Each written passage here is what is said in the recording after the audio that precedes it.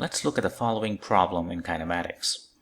The driver of a car, so that is the car, overtakes a truck, that is the truck, that is traveling at a constant speed of 20 meters per second. So the truck is traveling at a constant speed of 20 meters per second. Initially, the car is also traveling at a speed of 20 meters per second. So that is the initial speed of that car. The car's acceleration during this time is 0.9 meters per second squared. Initial distance between them is 25 meters. That means the distance between these points is 25 meters. Then the car pulls back in the truck's lane, overtaking the truck after it is 25 meters ahead of the truck. So it overtakes like that and comes back to the original lane in that position.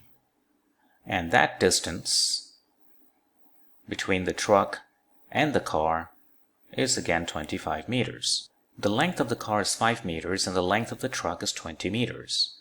First, find the total time required for the car to pass the truck.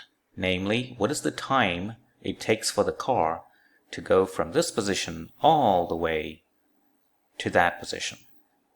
So of course in this case, the equation that we need to use is the following equation. The distance traveled is half times the acceleration times the time squared to complete that distance plus the initial speed times the time taken to complete that distance. Let's first look at the snapshot of this diagram and figure out what is the distance between that point to that point.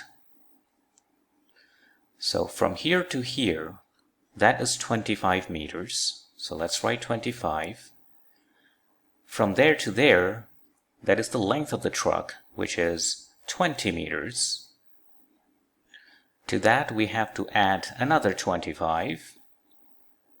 And finally add the length of the car, which is 5 meters. So 75. Let's not forget, all this while this truck is also moving with a speed of 20 meters per second, and in time t it would have traveled a distance of 20t. And in order for the car to catch up to the truck and overtake the truck, as mentioned by this diagram, it must also travel an additional distance of 20t. So in time t, the car would have traveled a distance of 75 plus 20 times t. Now let's look at the right hand side. The acceleration is given to be 0.9 meters per second squared. That is the acceleration of the car. T is what we want to find. What is u? U is the initial speed of that car, and we know is 20 times t.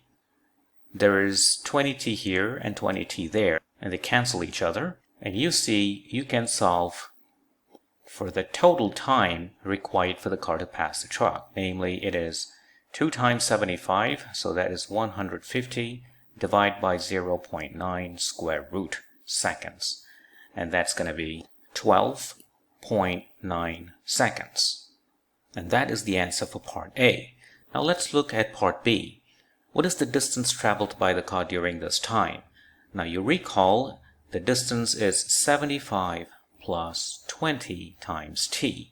So 75 plus 20 times 12.9 seconds. And that's going to be 333 meters. So that is the answer for part B. And finally, for part C, what is the final speed of the car? Namely, when the car is here, it will be moving with some speed v. What is that v? And that can be determined using the first equation of kinematics, namely that. So v is u is 20, acceleration is 0.9, time is that, so 12.9, and you're going to get 31.6 meters per second. And that solves the problem. As always, thank you for watching.